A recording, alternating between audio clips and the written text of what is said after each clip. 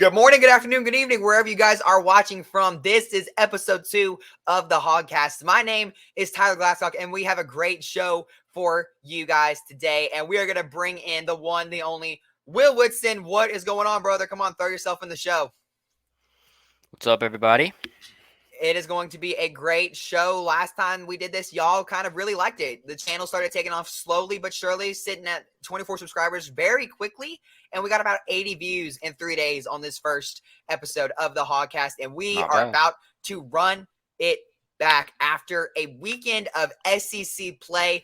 Going into the gauntlet for the Arkansas Razorbacks, it's about to be a very tough-looking schedule. We got a lot of things to talk about, and it is going to be fun. We're going to talk about a little basketball, a little bit of football. We're going to talk about both. As basketball is on the horizon, football is in the midst. We got some comments from Sam Pittman, and we just have a bunch of stuff to talk about, and we're even going to cover a little bit of NFL because it was a crazy weekend in the National Sure Football League. was. Sure was. I mean, we saw the Miami Dolphins hang 70 points is crazy. As a 70 defensive, points as an NFL game. how do you I not don't get think that's fired ever after the happened in game? my I don't think that's ever happened in my lifetime. That's It was unbelievable. for those of you who are active on Twitter, it was Scorgami.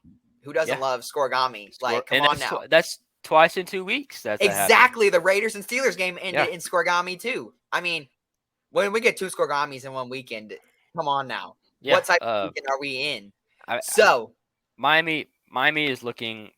They're looking dominant, and honestly, I'd say Tua is probably the MVP frontrunner right now. And don't forget, they did that without Jalen Waddle. Like, they're Devon Achane, and then I think that's how you pronounce his name. I'm not 100% positive. Yeah, he had. I thought it was A-Chain, and then he had some type of press conference. And then he had a PSA. So I'm not 100% sure what it is, but that dude had a day, 203 yards, 4 touchdowns, where I started him in my fantasy team this week.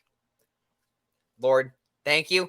And then, I mean, just first of all, before we get into the content, like, how did the Broncos defensive coordinator not get fired after the game? Like, what else? Like, what is your job if you're out there? You let Tyreek Hill in the run game score 70 points. Tua threw 2 touchdowns. Tua threw 2 touchdowns. Both running backs had 4 touchdowns. I mean, maybe it's just me, but 70 points in an NFL game, like, that's a disgrace. And I saw people on Twitter trying to hate on Mike McDaniel. Like, bro, Mike McDaniel's a genius, dude. Why are you not hating on the Broncos? Like they didn't just get 50 bombs.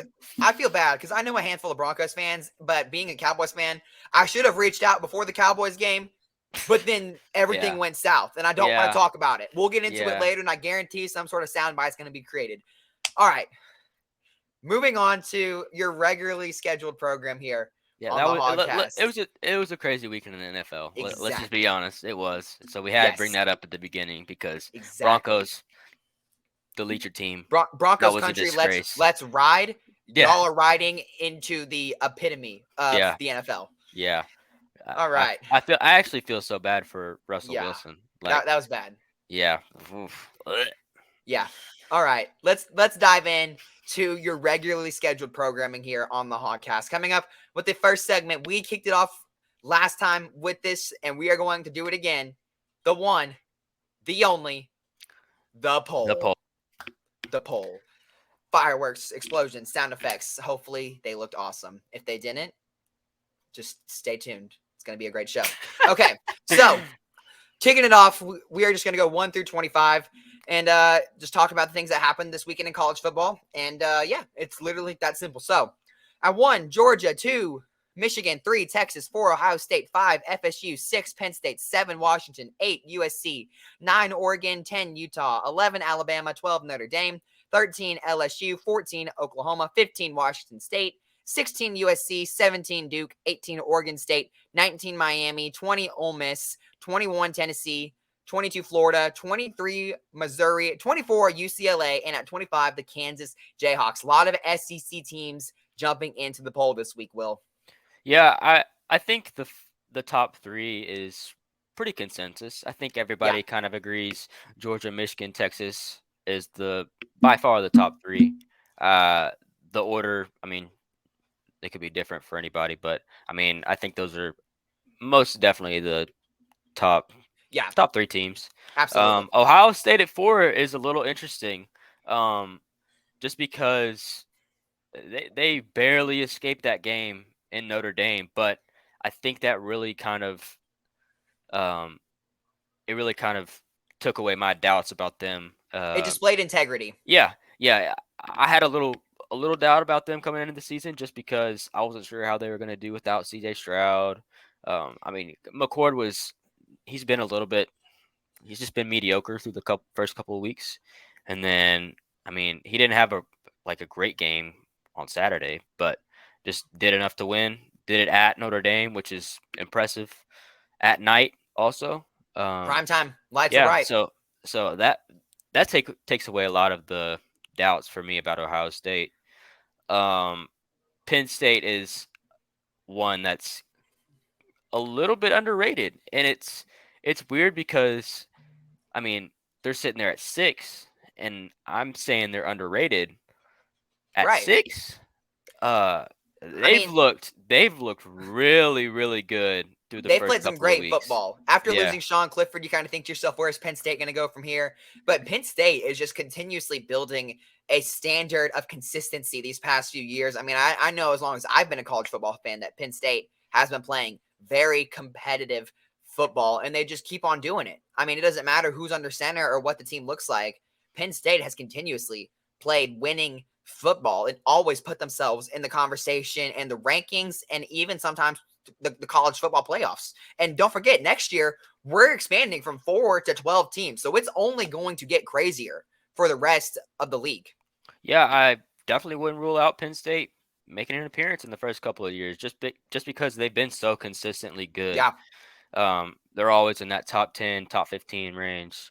And then you got another team right behind them at 7 who Washington. they could definitely make some noise in the Pac-12. They're another really, really underrated team. Probably have the Heisman favorite as of right now. Michael I'd say Penix, baby. I'd say Penix and Williams are probably the top 2. Yep. You got 1A, 1B, but that offense is dangerous. And in the last year of the Pac-12, which is actually hilarious, the last year of the Pac-12, this may be the best that they've ever been. Yeah. I mean, you got Washington, USC, Oregon, Washington State's making some noise down there. Yeah. Oregon State, UCLA, Colorado. We didn't really expect them to be that great. They got wiped on Saturday, but Yeah. I mean, they've been pretty good through the first few weeks. I mean, And you gotta know that the Pac-12 commissioner is just in shambles right now, especially seeing this probably the peak of the Pac-12, like the best that they'll ever be. I mean, it is the best they'll ever be because the conference is going to dust after the season. But absolutely, like they've been impressive, and they have. They've had me staying up every Saturday till about 1:30 to watch whoever's playing at nighttime because I know it's going to be must see TV. And Absolutely. I don't think I've ever said that in my lifetime ever. Yeah, no, I mean, when you look at Washington, you look at this Pac-12, like you said, how ironic that in their potentially, I mean, like the conference is going to crumbs after this year. A lot of people are leaving. A lot of teams are looking for bigger opportunities. But right now, we are seeing arguably the most competitive the Pac-12 has ever been. And as you mentioned, Colorado is not in our poll for this week after a absolute just complete disarray, beatdown, murder on television, whatever you want to call it. I mean, we said that Oregon was going to take the win against Colorado, but I did not expect it to be by that margin. Now, Colorado has displayed defensive issues throughout the course of the season so far. Letting Colorado State score 35 is a little bit concerning. And in their last 2 games, they've let up, I think, 1,070 yards through 2 games. That is, you're not going to win football games. I don't care who your head coach is or who your quarterback is. You're not going to win games when your defense allows 1,000 yards through 2 games. Yeah. Like you said, we knew that Oregon was going to protect their home field. I think that was already a given. But going into the season, we also knew that Colorado's their depth on the offensive and defensive line was not that great, and they got their first taste of the Pac-12 this weekend, and kind of went. It went south. And here's It the went thing: bad. you look at Bo Nix, who is a Heisman candidate, who is playing elite football, so you kind of know that Oregon is feeling really great about themselves. But Dan Lenning's with a quote of for the ages. They're playing for likes. We're playing for wins. I mean, cold blooded. I mean, just straight up personal. And here's the thing: I'm a Coach Prime believer. This is the first season Yep. in a Power Five school, so I know that with the success that they've already had this year, it is only going to get better. He's only going to continue building more and more as players are going to want to come play for him. He's already building a model of success, of reputation, and players are going to want to come for that. I mean, apart from that, there's not really anything much bigger on our polls. I kept UCLA in the bottom because they only lost to Utah, who was 11 ranked Utah by 7. They held them to 14 points. So I'm keeping Utah on there, or UCLA, excuse me. But like Tennessee, Florida, and Missouri, those are some guys that you're going to want to look at as the season progresses, especially from the Razorback standpoint, as those were games that really it looked like it was going to be in Arkansas's favor. But as now the Razorbacks have dropped to 2-2, but teams like Florida and Missouri have beaten top 25 teams and are starting to kind of get on a roll. And you wonder how long is that going to last for? I know Tennessee did suffer that loss to Florida, but they're still a tough, competitive program. So you kind of look at those 3 games. I know we have Florida and Missouri on the schedule. I don't know if we play Tennessee, but you kind of got to start looking at that from a standpoint down the road. It's a long season, and you got to know how you're going to finish the year. Yeah, I'm still a little bit suspect on both those, Yeah. Florida and Missouri, just because there's been not barely any consistency. I mean, Missouri looked awful in the first couple of non-conference games, and we saw Florida get wiped by Utah as well. Um, we'll just see how the season goes. Maybe they just start off slow, Yeah. but those still seem like winnable games to me. I mean, you have Ole Miss at, I think, 20 there. They they're they're winnable as well. We'll just have to see if they give a little bit consistency. Absolutely. And here's the thing: it's college football. On any given Saturday, anybody can take anyone down. And that is where now we move forward to the LSU versus Arkansas recap, because Arkansas made some noise in Death Valley. And I as an LSU fan who was watching that game for the first time of the year, though, Razorbacks are on my bad side, as like I said, as someone who goes to the university, I was really hoping to see LSU win, but I am not shocked the way that this game went. I mean, you got the 2 best quarterbacks in the conference just putting on a offensive performance for the ages. It was fun. It was competitive. These are 2 teams that have a lot of respect for each other and have such a great rivalry. I'm really not shocked with the way this ended, but Arkansas shooting themselves in the foot, it seems like, for the 2nd straight week in a row, really cost them the game this week. There's we thought it was gonna be a little bit like, I thought LSU was gonna kind of run away with it at the I did end. too. Um, even before the game even happened, I didn't really expect this to be that close of a game, but that Arkansas offense looked much, much, much improved compared to the game against BYU. I said it on here last week. I needed to see I needed to see some better play from the O line. I needed to see some better play from the receivers, and all of my worries just went right aside there. The offensive line, obviously, you had the penalties. There was a couple of sacks KJ shouldn't have taken, Yeah. but I liked what I saw. I liked what I saw, and the Hogs made it a game down there. Like, Right. no, everyone written, they wrote them off. They wrote them off. There was nobody picking Arkansas to even keep it close. Everybody was going plus the points for LSU, which I don't blame them after watching the game against BYU. But you obviously hate losing. But I'm a little more optimistic after watching the game on Saturday about the rest of the season. And we talked about this last week.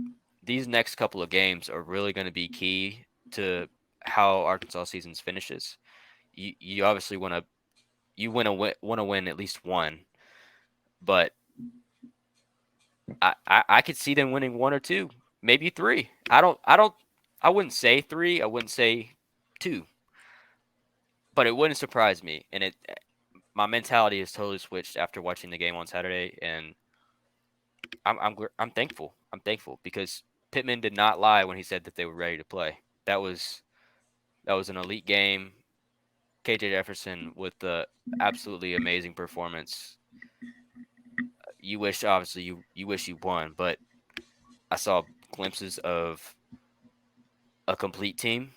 Yeah. And we did not see that 2 Saturdays ago. So going into the game this week, anything can happen. Anything can happen. And like you said, anything can happen on any given Saturday. If you're an Arkansas fan, there's no reason for you, that you shouldn't be optimistic. This team displayed integrity. They displayed maturity. They displayed fight. I mean, yes, penalties continue to be an issue, especially on the offensive line. But when you look at how that offensive line played, you're really not that upset with 2-star pass rushers in Mason Smith and Harold Perkins. You expected them to really fold, and you expect that to kind of be the X factor and really who's going to take over the game. But they played well. Yes, they let up a few sacks, but I still was very impressed with the way the Arkansas offense played. They really had momentum in the first half. They were up 13-3, but they were up 13-3 for most of the half, and then Brian Thomas Jr. was able to just break one free. Great play design using Malik Neighbors as a decoy in the slot. And Jaden Daniels really displayed how to respond. Both of these quarterbacks really displayed not just how they can physically play on the football field, but how they can mentally respond to when teams put them against the wall and they have to make a play. Both of these quarterbacks really displayed integrity that week, and I was really excited about what I saw. And going into the rest of the season, I believe these are the two quarterbacks in the conference, and they put on a show. They showed what they're made for, and that is why you go to the SEC for games like that, for games where you can show what you're made of. And both of those quarterbacks did that, and they did it to the best of their ability. And Jaden Daniels was able to come out on top, and I think it says a lot about both teams. I do think LSU kind of played a little bit sloppy. Their run defense was really concerning as someone who is an LSU fan, because Rashad Dubinion was absolutely hammering the rock. He was getting about 5 or 6 per carry, and you can only imagine if Rocket Sanders was in that game, would have Arkansas maybe taken control of that? But that's in the past. LSU was able to secure the W, but you cannot, there's no way you can't be optimistic if you're a Razorbacks fan, but you still have some concerns, not about guys on the roster, but how your head coach is facing the adversity. I'm very thankful that Sam Pittman brought this up. Everybody, it's been all over with Sam Pittman deleting Twitter, and then just a couple days ago, obviously, he brings up mental health and how important it is when it comes to athletes and their performance and just keeping them healthy mentally and physically is the main thing, right? We just have to. I think us as a fan base, us as a Arkansas community, I think we just have to be better when it comes to just when it comes to post game stuff. I mean, you may not think that the athletes are reading what you're putting out. They are. If it's negative, yeah, but they're reading it, and so I'm glad that Pittman brought that up.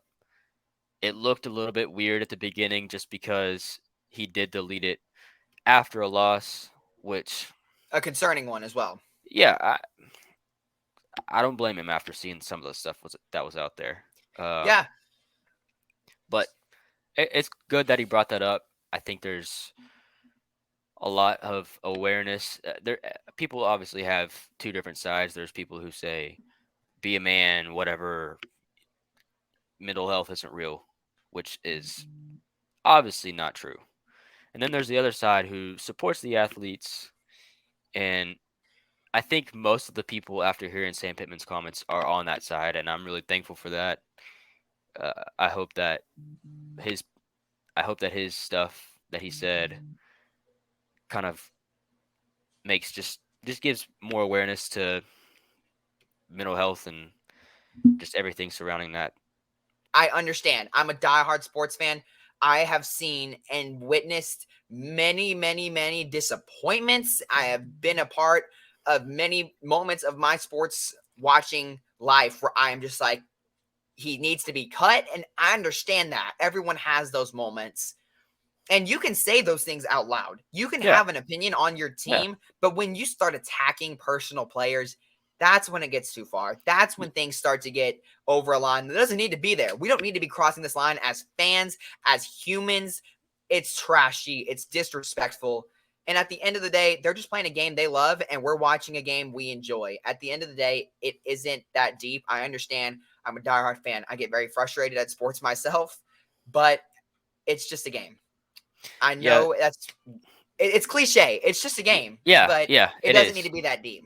Yeah, and like mentioning players, calling them names, shaming your head coach for his size, that's just like that's uncalled for. It should never happen.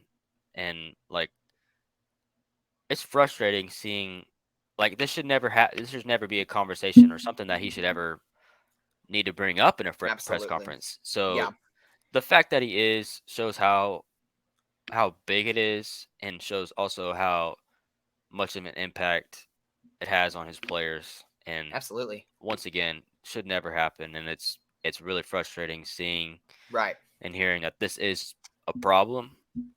So I hope we as fans and as an Arkansas Razorback community kind of learn from this and get better at it. Absolutely. Because at the end of the day, they're just humans. They're just people. Yeah. And it's going to be a terrible transition because this is something that does need to be talked about. Yeah, like it's serious. Yeah, it's serious. Yes. But we also have other things to talk about, and we have a game to preview.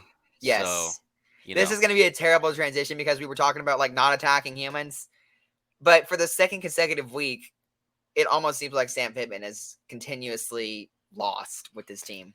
And I'm not trying to disrespect anyone after what we literally just talked about. It's very ironic and very almost hypocritical. But it's a topic in sports, and we're not going to disrespect him. He's way better than us at what he does. He's there for a reason. But it's a topic. But like he said in the press conference, you can criticize his coaching. Exactly. You can criticize his play calling, all that stuff. But just there's no room for personal stuff. And that's kind of what we were going towards. Yeah. Now, coaching wise, we're gonna criticize his coaching. Respectfully, we're gonna go in on you, Sam. I'm sorry. I love you. We love you, Sam. Absolutely great guy. But but I was a little confused. Yeah, it's just it's the same thing as last week. It seems like there's just a lot of excuses, a lot of weird answers. I mean, this week he literally, dude, I have chest issues going on right now, and it's really pissing me off. I heard it. I was like, wait, hold on, what is that, bro? Please tell me. Some like antacid or something, dude. Yes, that's exactly what it is, bro. Dude, I know I have some stuff in this apartment. I don't even know where it's at. I know I literally saw it earlier. Am I tripping? Hey, I found it. Okay. All right. All right. Let's see. All right. Hold on. What was that? That was was that like a Tums or something? This is exactly what it is, bro. I hate those, bro. They're disgusting. Like I get so like, especially like if I'm nauseous, bro. We can't be Why friends. in the world am I gonna eat something that'll make me more nauseous when I'm We can't be friends. Bro? Tums are the best thing. Tums are so good. I can eat Tums as candy, bro. We're talking about mental health. You need, bro, dude. That's got to be a problem, dude. That's got to be a problem. Dude, they taste Good. Well, okay. All right. That's Let's a settle soundbite. this. Let's settle this. What's the best like color? I don't know, like if they're Red. like flavor. Red. Is that like cherry? I think It's like cherry or strawberry. cherry. Yeah, they kind of all run together when they're like foaming in your mouth. I And just that I just chalky. ate the yellow ones, and those were like, I don't know what I think. There's maybe like a hint of banana or something. I don't know. Yeah, bro. It is because that's why it makes me nauseous. Those ones were made by Satan himself, bro. Stop it. There's no way. There's no way. There's nothing like poisonous or something. I'll go eat another one just because you decided to say that. Okay, bro. Okay, Dude, that the that banana one, bro. No, the red one. Okay? Do you like the banana one? Like, it's not bad, but I prefer the red one. I would much rather if what I about the green one? The green one? I don't think those have the green one. I think. Have you ever had one though? Because there is there's a certain pack that has like a green I don't know if I've ever had a green one. I may have, but I don't know. There's also the ones that are like hard. Yeah. And there's the ones that are like I have the powdery ones. Chalky, yeah. Mm-hmm. Yes, the chalky ones are yes, bro. I gotta do the hard ones. Pause. Bro. I gotta have like the crunchy ones, bro. You know what I'm talking about? Oh my gosh. I will if I dump some out and I don't get if I get like a white and a yellow and a red, the red is the last one that is going back in the bucket. Like I'm making sure I'm eating a red, but I didn't get a red when I dumped it out. That is the most soundbite worthy minute and a half argument that we just had. Wow, that is wow. Wow. Please make sure that you have to add. I gotta have the hard ones because that is crazy. I said pause after, bro. I said pause after. That makes it funnier. Oh. Okay. All right. Okay. All right. Okay. We got football stuff to talk about. Okay.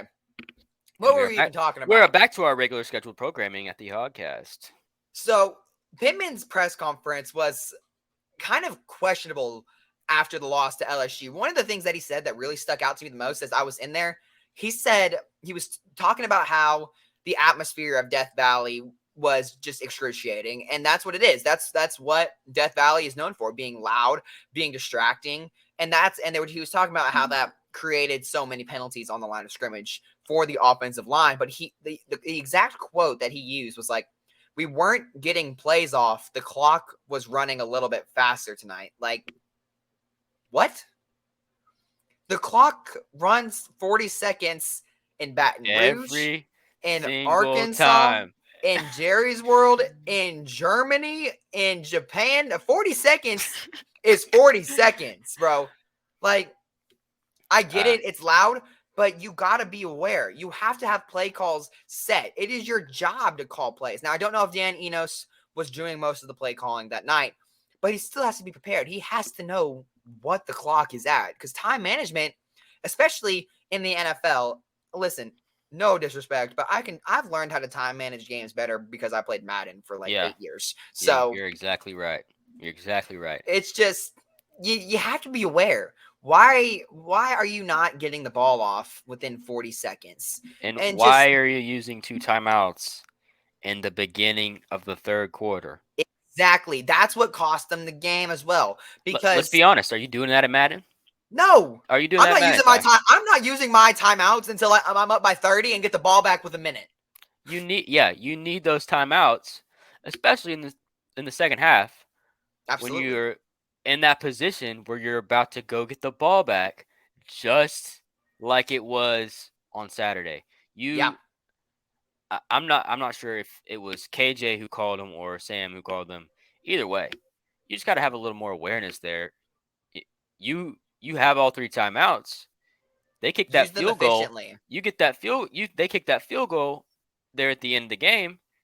You still have a minute left. You have 2 minutes, 2+ minutes to make a drive, and KJ Jefferson was on fire. You just got to have awareness, man. He was taking advantage. That was a little frustrating. Exactly. As an LSU fan, I was even watching this game. I was like, they're using their timeouts early. That's going to come back to haunt them. Yeah. And then that last drive where they took it down to the 5, they didn't have any timeouts. And when I didn't even realize it, and I saw that it was like after a play, me and my dad, we were watching it, and we were like, do not score. And then when they weren't scoring, we realized, we were like, okay, and I didn't even realize. I was like, oh, Arkansas only has they only have one timeout. That's football game. Like that's you game. had to let them score there. You had to. And you Sam Pittman. You should have let them score at exactly on that first play.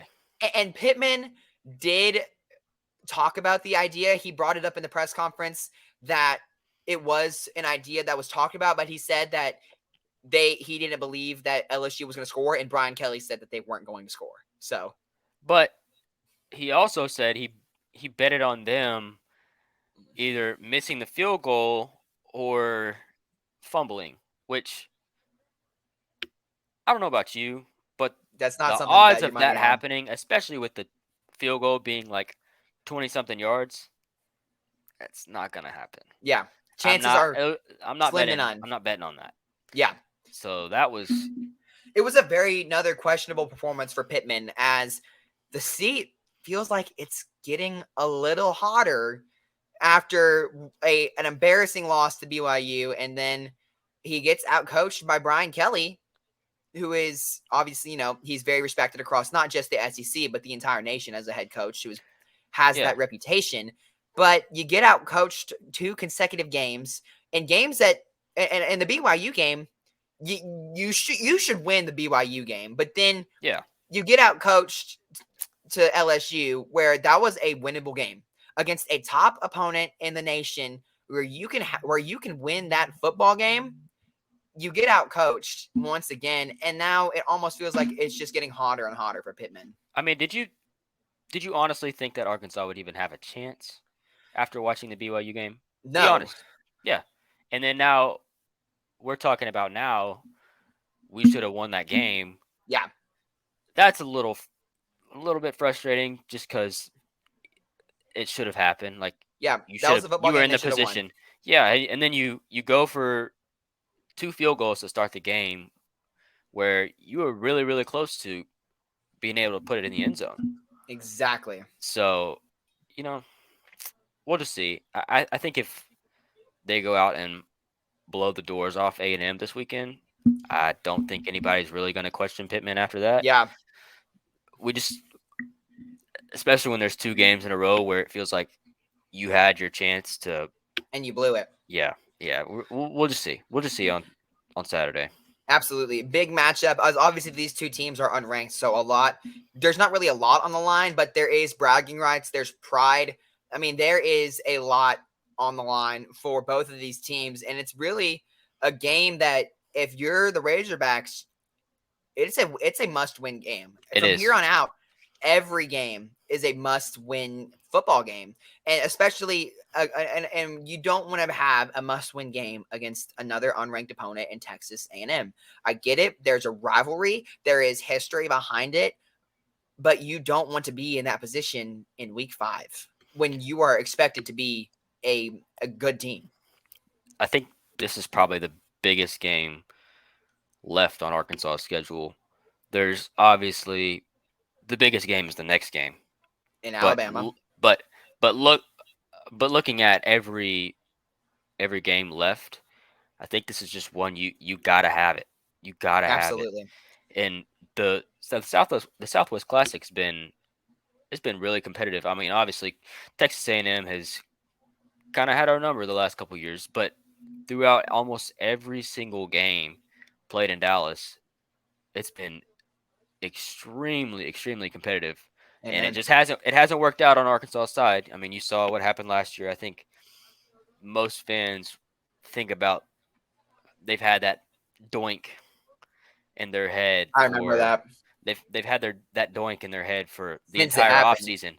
Yeah. I mean, you lost that game. You started off hot.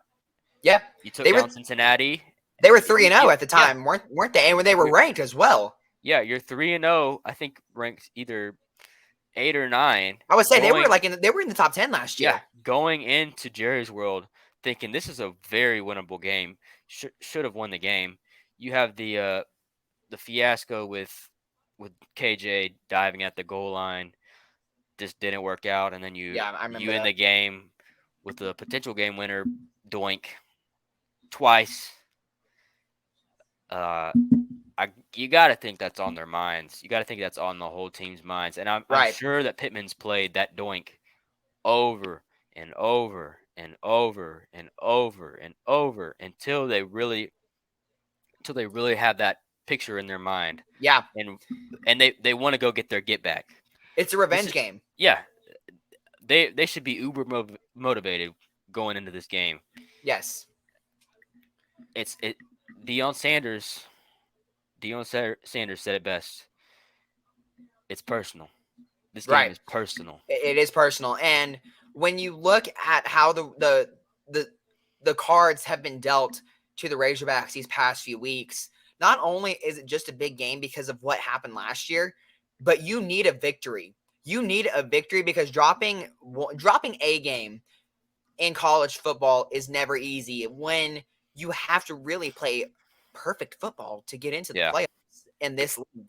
And so dropping one is never going to help, but dropping 2 in a row and knowing you could have won both of those, it doesn't feel good. And so the team needs to go into Jerry's world with aggression, with intent, and they need to come out on all cylinders ready to take on this A&M team and make a statement. You have to make a statement if you're the Arkansas Razorbacks, showing that, hey, we are still hungry.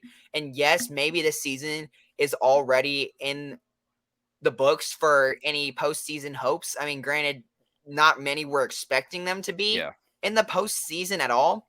But here's the thing. If they can start building momentum now, if they can take this season from what it's already happened, if they can turn it around, if they can get themselves in that national ranking and start gaining momentum, where next year it goes from, like I said, from a 4-team to a 12-team format, maybe if they find success in the rest of the season and they can build momentum, they can win in the transfer portal once again, and they can start landing some recruits. I believe that this team could really try and make some noise in this new 12-team format. Yeah, every game on the schedule left is 100% winnable in my eyes. Every game is winnable. It doesn't matter who you are. I don't think there's a game on the schedule where I'm like, we're definitely gonna drop this one. Unless it was like Georgia. The rest, I kind of had an idea we were gonna lose in Baton Rouge. It's impossible to win down there, but every game left, I'm like, we can win this one. We have a chance. We can win that one. We can win this one. Right. And that has to feel good. Yeah, the biggest, and I didn't think that going into last week. I didn't at all, actually. I was like, we're going to lose this one. We're going to lose this one. We're going to lose this one. We're going to lose that one. We're going to lose this one. But I said it earlier. That was obviously you want to win, but I saw a whole lot of things on Saturday that give me a lot of optimism going into this game, going into the rest of the season. And it's 100% winnable. And I think you need this one. I think you really need it. You really do. You really, really do. I mean, that's really all we have talking about for the football team. Well, let's get into a little bit of Arkansas basketball. The red and white scrimmage is coming up a week from Wednesday, but the Arkansas Razorbacks lose on one of the bigger targets that they had. And our Boateng, I think that's how you pronounce his name. Please correct me if I'm wrong, but didn't commit to Arkansas, but committed to, an in-conference rival in Missouri, and that's big. The Razorbacks already have a great recruiting class, but it hurts to miss out on one of your top targets. And there's still plenty of talent, but that one's got to hurt. First off, you never want to lose a recruit to a rival. People may say they may say it's not a rivalry, but Missouri is a rival. Let's just be honest. Yeah, exactly. So it sucks, but I think the misconception is that Musselman was pushing for Boateng. I didn't think he was, based off things that I've heard. I didn't think it was a super high priority from us. Yeah. But obviously losing, especially an in-state guy to another SEC school, especially a rival, it sucks. It does. You just gotta admit it. It sucks. But I really do think there's good news coming soon. Some big time targets from us. They're getting closer to the announcement date. You had Elohim on the Hill last weekend. I really like our chances with him. I've heard only great things and how he thinks about Arkansas. He dropped his top 3 earlier in the week. Villanova, Kansas, and Arkansas. Kansas is not really pursuing him a whole lot. So I think it's really going to come down to Villanova and Arkansas, and I really, really Right. like our chances when it comes to him.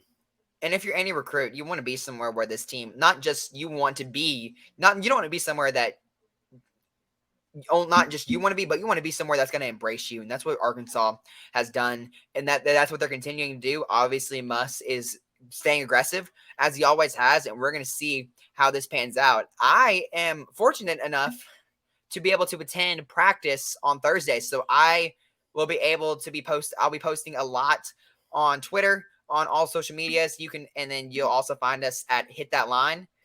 Shameless plug. You'll find us at Hit That Line ESPN, where we'll be posting a lot of stuff, and that's going to be a great little segment next week whenever we get to talk about what happened in practice, because this is an exciting Arkansas Razorback team. Yeah, practice ramping up this week. I think everybody's really, really excited for this season, and just the fact that practice is starting is already getting the guys on social media, just the fan base, getting them buzzing. And this team, this team's going to be good. This team's going to Yeah, be really, really good. it's going to be So, fun. practice, red, white game, all that stuff's coming up. I'm excited. We're going to find out how excited I am for basketball season after this Saturday. Yeah, right. Because if that game goes bad, I'm gonna be real excited for that Yeah, basketball you're like, season all coming up. right, we're a basketball school, okay? But yeah, and then we'll just see how that goes. I'm excited for you. I'm excited you get to have that opportunity. Yeah, absolutely. All right, we talked about it earlier in the show. Let's just talk about the slate of NFL games from last weekend, because they were hectic. And then, Yeah, it was. yeah, we already talked about the Broncos and the Dolphins, so we don't need to get into that again. Let's go ahead But and talk about your Cowboys. stop it. Let's Stop talk it, about your Wills. We don't Cowboys. have to talk about Let's them. talk about your Cowboys dropping to a absolutely terrible team. Okay, they're not terrible. Never, Shut up. They're not that terrible. Happened. Should it have never happened? Okay. Should it have never happened? No. But here's the thing. Arizona has played good throughout the course of their first 3 weeks. They've played competitive football. And I don't think they're as bad as everyone thinks they are. They're not Chicago bad. They're not Chicago bad. They're not Denver bad. I mean, like, Josh Dobbs is making some noise. He's playing good. I'll be honest. He's been playing good. He is. I mean, listen, this is the National Football League. On any given Sunday, anyone can be anyone. Last year, the Indianapolis Colts, led by Matt Ryan, beat the Kansas City Chiefs. Matt Ryan. Exactly. They beat the Kansas City Chiefs in week 3 in a game that they shouldn't have lost. They dropped 17 points on the Colts when they should not have. And then they go on to win the Super Bowl. Listen, I'm not saying the Dallas Cowboys are the Kansas City Chiefs. I'm a diehard Cowboys fan, but I try to keep it on that realistic level that a lot of our fan base does not. Okay? Just trust me. It'll be fine. I was mad. I was very mad. What's your thoughts going into the game this week? I mean, obviously, you have the Diggs injury in practice last week. That's not great. It sucks for the team. And I'm not even a Cowboys fan, and that sucks. Listen, just because he's a great player, but as the Diggs injury is so impactful because, listen, our secondary has good depth, but it was not displayed on Sunday. It was not. Stephon Gilmore did not really step up to the plate, and neither did Deron Bland, nor did any of the secondaries, and that's not good. Jerry needs to be on the phone thinking about possible concepts of how to get another corner into Dallas. Doesn't need to be like a big star. Yeah, go get Pat Surtain, please. No, I'm kidding. Just go get Pat Surtain. I think a third is realistic for Pat Surtain, if I'm going to be honest. Get him off that trash team. Dude, he's wasting his career. Exactly. But in all seriousness, I do want to maybe see Jerry try and get some more depth, because listen, it's the first week without Diggs. It's week 3.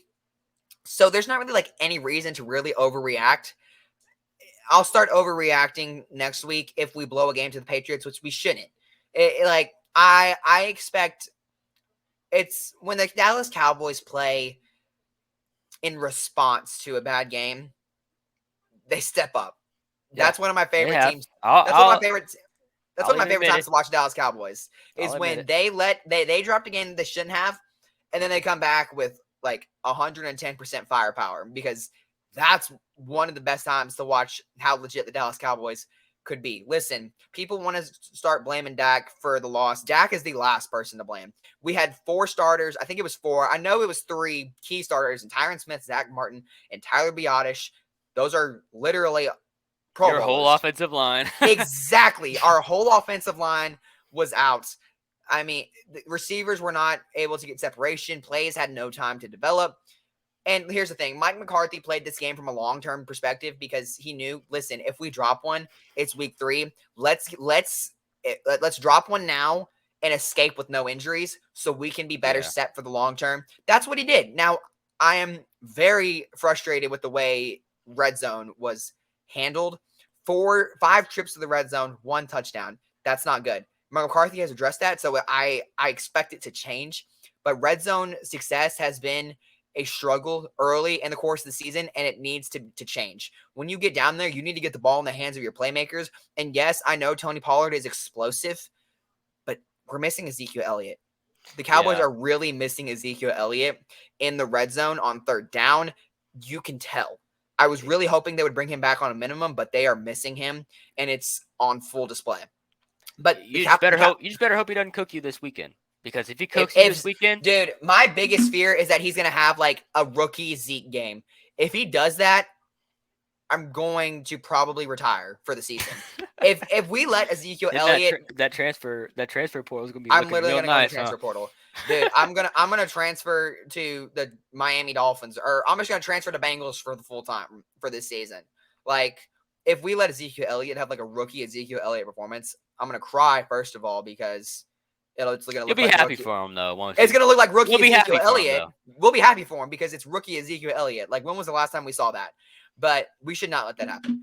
Our rushing defense needs to step up against a team that doesn't really efficiently run the ball. Ramondre Stevenson is a dog, and Ezekiel Elliott is obviously a great ground and pound guy who it's a good backfield for sure. It's a talented backfield, but I think the Dallas Cowboys are going to respond with fire going into week 4.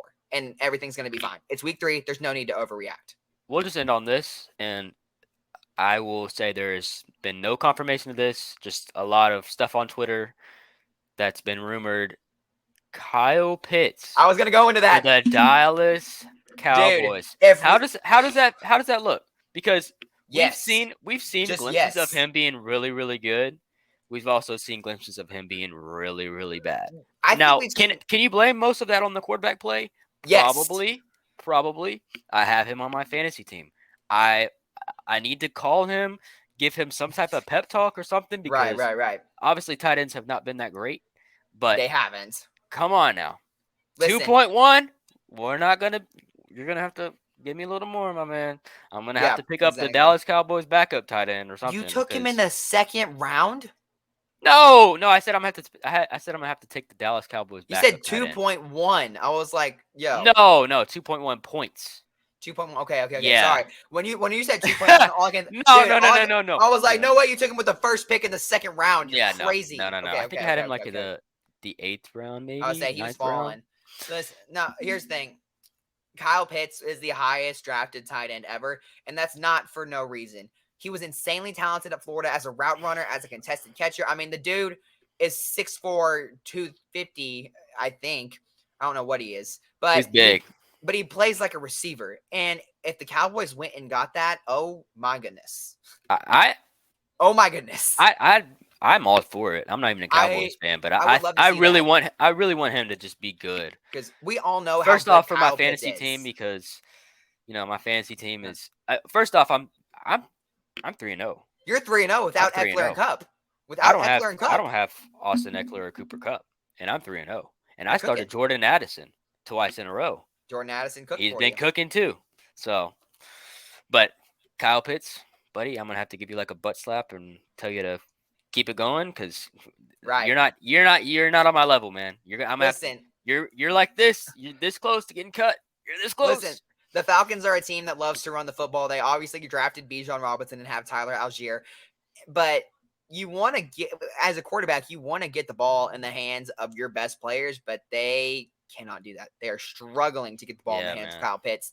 And if he goes to a team like Dallas where they're going to put the ball in his hands, it is going to be dangerous. CeeDee Lamb, Kyle Pitts, Brandon Cooks, Michael Gallup. I mean, like, that's a nice holy core. crap. Yeah, that would be absolutely amazing.